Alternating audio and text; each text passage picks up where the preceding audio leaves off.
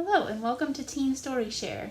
It is almost the end of May, which is Asian and Pacific Islander Heritage Month.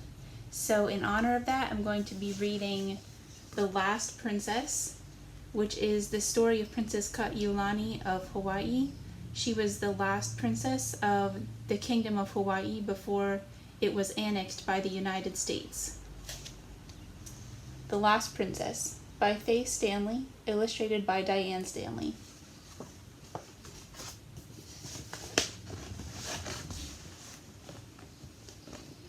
The life of Princess Kaiulani of Hawaii began like the happiest of fairy tales. She was the only child of the beautiful Princess Miriam Likelike and her wealthy, handsome husband Archibald Cleghorn. And she was the first child born to the royal family, for her uncle, King Kalakaua, who had no children of his own. From the day of her birth on October 16, 1875, Princess Kaiulani seemed destined to become queen of this ancient island kingdom.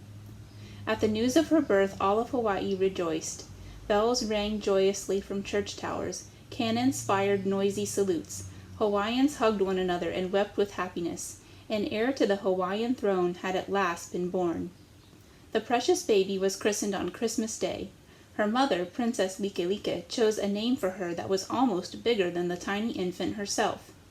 As the priest sprinkled holy water on her doll-sized head, he baptized her Princess Victoria Kaiulani Kalani Nui Ahila Palapa Kawekiu I Lunalilo. The name Kaiulani means the royal sacred one. And here's the family portrait with Queen Kapi'olani, her husband King David Kalakaua, his sisters, Princess later Queen Liliuokalani, and Princess Miriam Likelike Cleghorn, and held by her mother, Princess Victoria Kaiulani. And then back here we have Princess Ruth Ke'elikolani. She's the governor of the island of Hawaii and Kaiulani's godmother.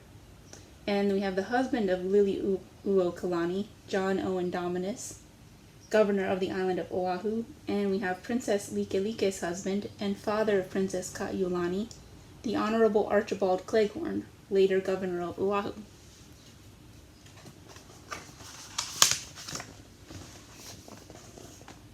The baby's aunt, Princess Ruth, who had a great and generous heart, was named one of her godmothers. As a christening present, she gave little Kaiulani 10 acres of land in Waikiki. This beach on the island of Oahu was once the meeting ground of Hawaii's warrior chiefs. There, the princess's father built his family a fine new house. He called it Aina, which means the cool place, because of the fresh breezes that blew down from the mountains. Around the house, he created the loveliest garden in all that beautiful island. Archibald Cleghorn came from Scotland. Though he was a commoner, not a member of the royal family like his wife, he was a wise friend and advisor to King Kalakaua. A successful importer, he was also an expert in the art of growing plants and flowers. At Aina, he planted sweeping emerald lawns bordered by royal palm trees. In front of the house stood a majestic banyan tree, which became a favorite play place for little Kaiulani. He imported spice trees from India, with scented bark that perfumed the air, and 8 varieties of mango trees to provide delicious mango chutney for the princess's table. Then he added bright blooming hibiscus and dense thickets of trees with exotic names like monkeypod, ironwood, camphor, buttercup, and breadfruit. Every day, Kaiulani played there with her giant turtle and hand-fed the peacocks that strutted across the green lawns. She often rode her white pony, Fairy, over the beautiful grounds or went surfing or swimming off Waikiki. Another child might have been spoiled growing up at Aina, but the princess was a sweet-natured, merry child, adored by family and servants alike.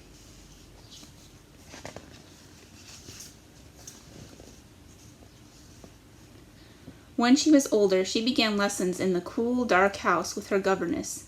Kaiulani did well in her studies and was said to be as bright as she was beautiful. It was not until she was 11 and her mother suddenly became ill that the first dark shadow slanted across the little princess's life. During Christmas of 1886, Princess Likelike was not her usual lively self. She grew quiet. Then one day she suddenly refused to eat anything at all and took to her bed. Likelike was clearly dying, although she seemed to have no known illness, and her husband brought one doctor after another. The princess grew weaker and weaker. In February of 1887, at the very end of her life, Likelike sent for little Ka'aiulani.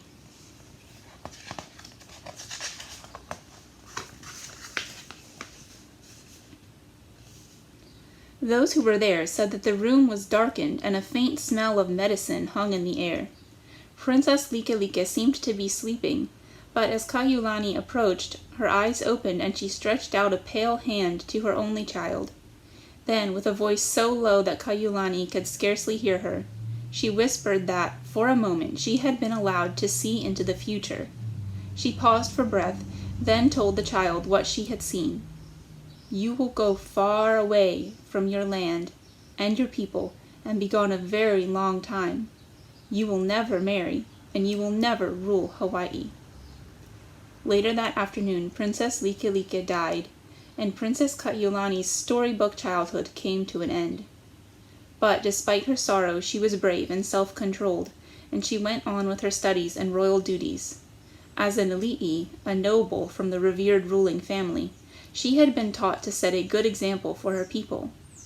Ka'aiulani was now the next heir to the throne after her aunt, Liliuokalani. When she was 14, the king and queen and her father decided that she should be sent across two wide oceans, the familiar Pacific and the forbidding Atlantic, to a boarding school in England. There she could receive an education fit for a future queen.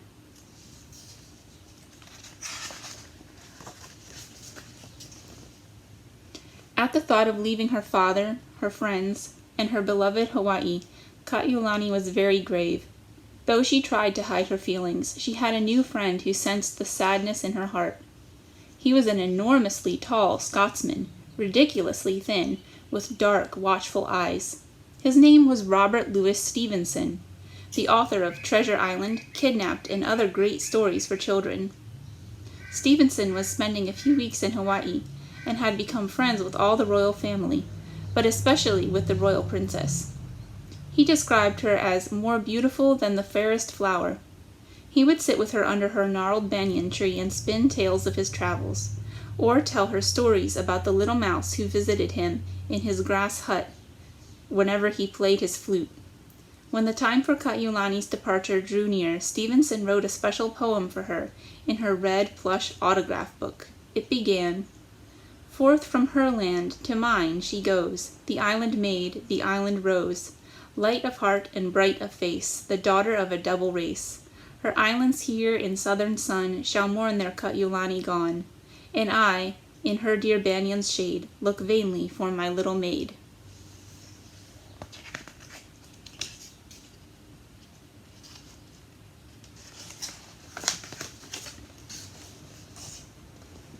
In May of 1889, Ka'aiulani boarded the SS Umatilla to leave Hawaii for the first time. As the ship left Honolulu Harbor, the band began playing the national anthem, Hawaii Pono'i. Sadly, Ka'aiulani waved goodbye to the crowds that had come to see her off, then continued to wave and wave until the last tiny speck of green disappeared from sight.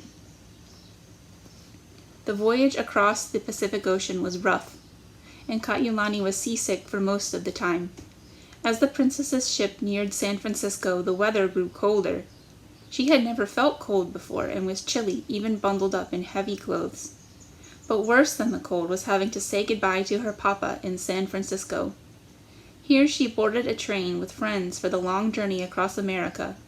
Ka'aiulani was awestruck at the size of the country, and when she finally reached New York, she was dazzled by the tall buildings and the throngs of people and carriages in the streets. In New York, she boarded another ship to cross the Atlantic Ocean, where she was miserably seasick again, all the way to far-off London, England.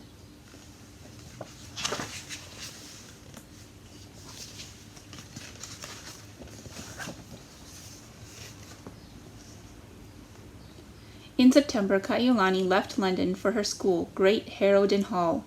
This elegant 300-year-old mansion was now a private school for the daughters of rich and royal families. The princess met with many new things there: the cold, the discipline, all the other girls, and the classes themselves, for she had never been to a real school before.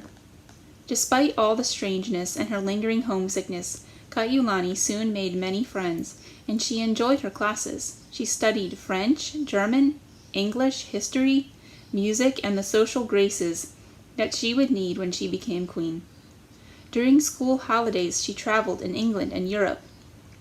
She attended balls and parties in London, and house parties at great estates in the English countryside, and she frequently visited her guardian, Theo H. Davies, a family friend who lived in England and looked after the princess when she was there. Her letters from this period are happy and carefree. They show her interest in the ordinary things that affected ordinary girls of her time. She wrote of problems with German verbs and of having to wear spectacles for her nearsightedness. She chattered on about clothes and friends and flirtations, and of exciting plans being made to have her presented to Queen Victoria at court in the spring.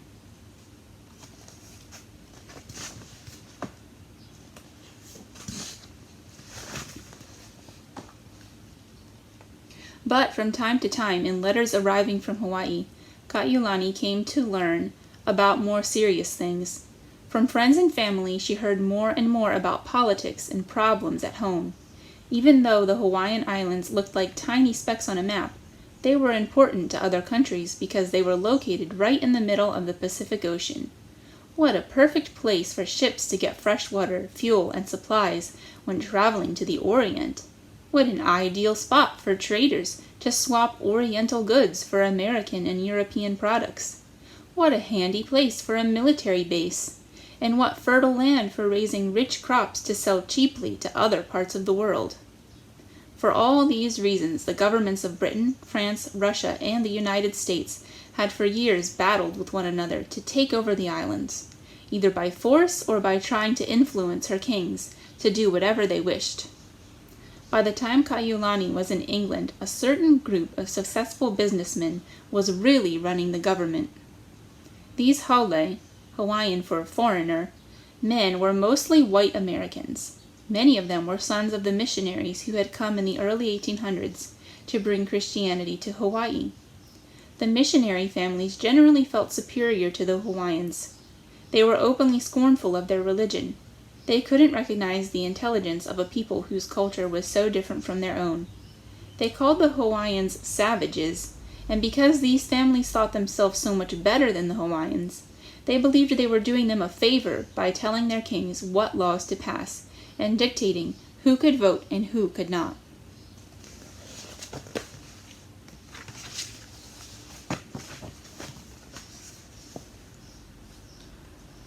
Over the years, this group of Americans had grown rich and strong by marrying into noble Hawaiian families and by tricking innocent farmers out of their land. They owned vast ranches and sugarcane plantations. Some became wealthy merchants and traders and so gained control of shipping, banking, and politics. The Haules had become so powerful that in 1887 they had forced Kaiulani's uncle, King Kalakaua, to accept a new constitution that took away some of his ruling powers and said that only some of his people could vote. Although the Haules, who were not even citizens, could vote, most of the Hawaiians could not because they were poor and without property. In letters from home, Kaiulani now heard that the Haules wanted to annex Hawaii to the United States, which meant that America would completely take over her country. This was upsetting, but it did not prepare her for a shocking message she received in October 1890 from her uncle the king. At the end of an otherwise normal letter, she read a chilling sentence warning her to be on guard against certain enemies I do not feel free to name in writing. Puzzled and frightened, Kaiulani wrote back asking the king to speak more clearly, but there was no reply. 2 months later she received a cable saying that he was dead. Suddenly, Kaiulani's Aunt Lili'u was queen, and Kaiulani herself was next in line for the throne.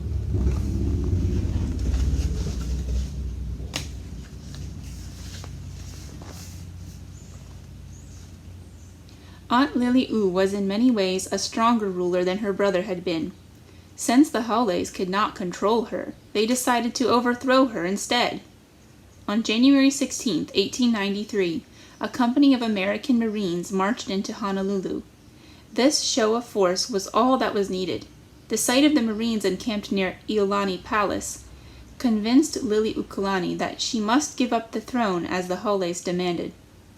It was 2 weeks before Kaiulani learned of this revolution. Friends said later that she never fully recovered from the blow. But her kindly guardian suggested that there might still be a way to save her kingdom. She must go at once to Washington and personally speak to the new president, Grover Cleveland. Only he could block the planned annexation of Hawaii. Kaiulani was dismayed at the suggestion. She was only a timid 17-year-old. How could she presume to single-handedly oppose the powerful Hawaiis or influence the president of one of the greatest nations on earth? But in spite of her terror, her love of her country and her people made her reconsider. Perhaps someday the Hawaiians will say, "Kaiulani, you could have saved us, and you did not try," she told her guardian. "I will go with you."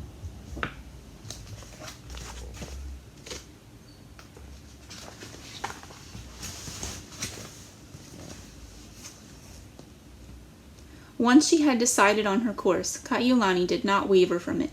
Before leaving England in February, she spoke of her cause to newspaper reporters and won their hearts completely.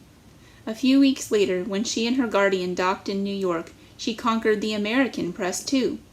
The reporters wrote about her delicate beauty, her talent for music, art, and languages, and her manners, those of a born aristocrat. And when she read her short prepared statement, many had tears in their eyes.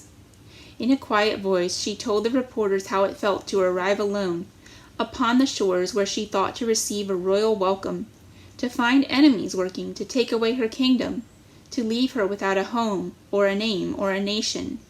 She finished by saying, "Today I, a poor, weak girl, with not one of my people near me and all these statesmen against me, have strength to stand up for the rights of my people. Even now I can hear their wail in my heart, and it gives me strength and courage."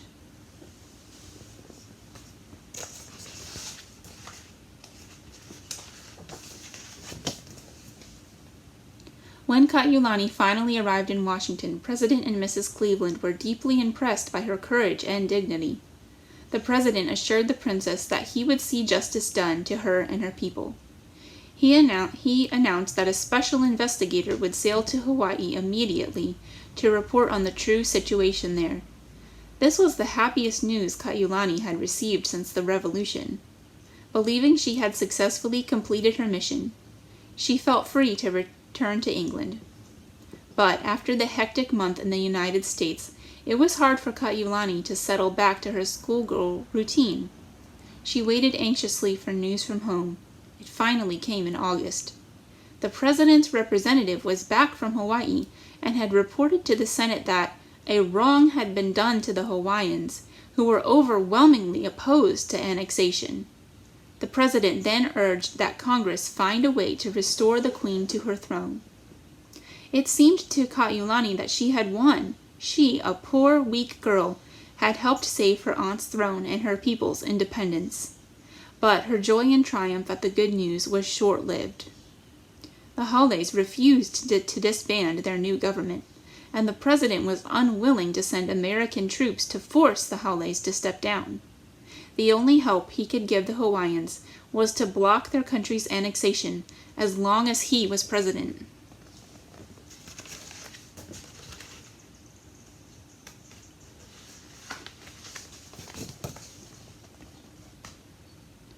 A group of outraged and disappointed young Hawaiians decided to take matters into their own hands.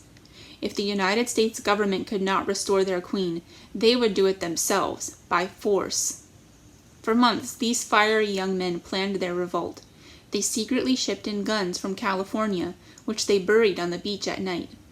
On the evening of January 6, 1895, they gathered together and prepared to storm Honolulu the next day. But because a spy in their group told the authorities about the plan, and because the young men were poorly trained and armed, they were quickly put down. About 200 Hawaiians were arrested, among them many friends and relatives of Kaiulani's.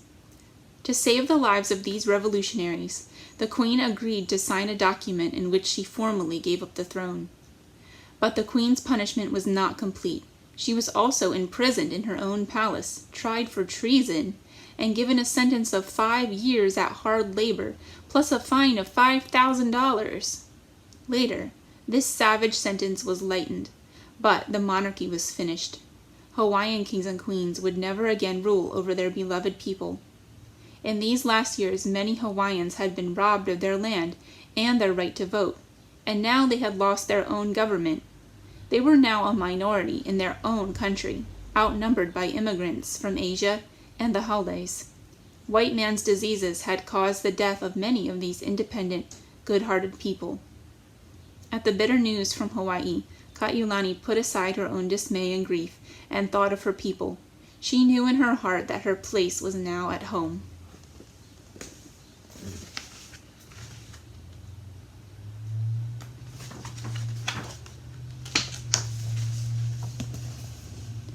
When Kaiulani's ship arrived in Hawaii on November 9, 1897, the biggest crowd ever assembled at the Honolulu docks was there to greet her. Through tears, she received them aboard ship, then let herself be driven through an Oahu she scarcely recognized. Everything looked different. The people were downcast and ragged. Iolani Palace seemed tiny after the great palaces of Europe. At Aina, the vegetation was so dense that she scarcely recognized the estate. And the new mansion her father had built for her in her absence was so grand and unfamiliar that she could not feel at home in it. But Kaiulani would not let herself dwell on used-to-bes or might-have-beens. She was there to help her people. In the months after her return, she tried to do all that was expected of her. She kept her poise and dignity, but refused to be drawn into politics, setting an example to all Hawaiians during this time of heartbreaking change.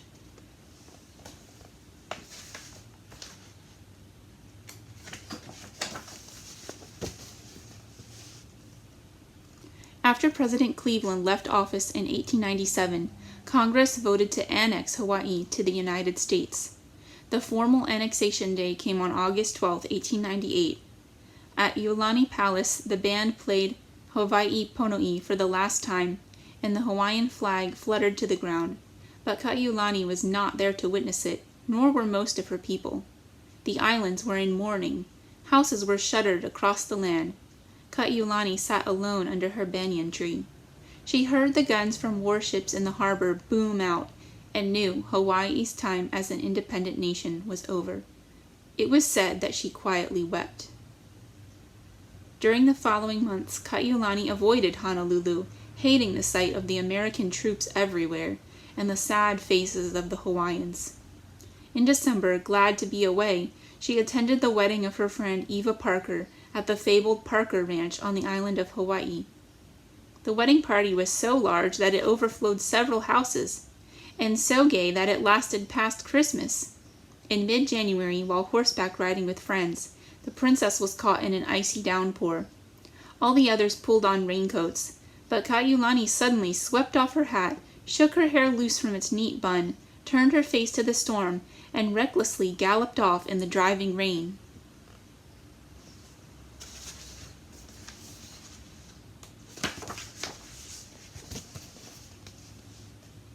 The next morning she was feverish, and every day afterward she grew worse. Kaiulani's father arrived to take her home to Aina, where she lay ill for weeks. The doctors called her illness inflammatory rheumatism, but some thought her real disease was despair. Kaiulani drifted in and out of consciousness. Sometimes she opened her eyes and smiled at friends and family gathered around her bed.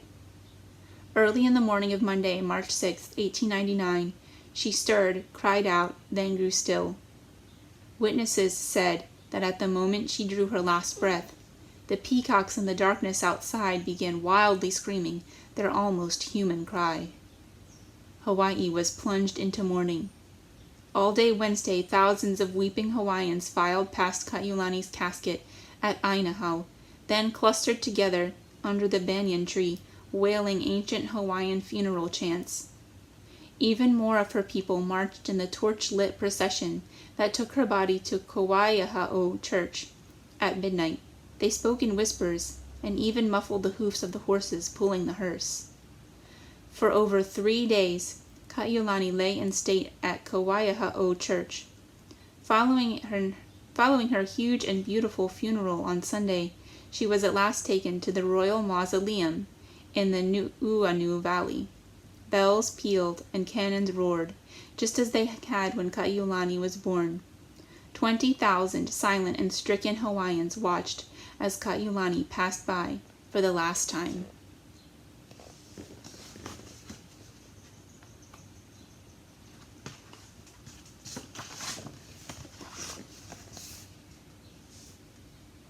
After only 23 years, Princess Kaiulani's role in Hawaii's history was over. As Likelike had foretold, she had traveled far and had been away long from her people. Although many young men had adored her, she had never married. And finally, she had never been queen. Or had she? She spent tireless years in exile and study to fit herself for her royal duties. She fought bravely in Washington to preserve the freedom of her people. She endured loss and sorrow with noble dignity. Perhaps the last princess of the little Hawaiian kingdom was indeed a queen. Poe. Finished.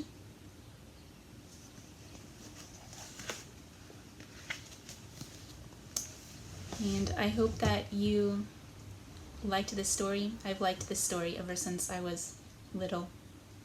And I hope that you learned more about Hawaii that maybe you didn't know before. And I hope that you can join us again next week on Teen Story Share. Have a good weekend.